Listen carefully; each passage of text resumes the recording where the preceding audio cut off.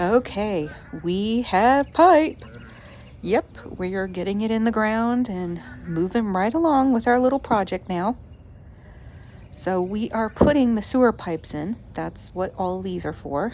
We are not going to put the water lines in the ground because we're using a concrete slab, and we are also going to be using PEX, which can expand up to 3 times, which is great in cold weather so they don't burst as easily, but you do have to run them through the attic. So yeah, it's a great day on the job.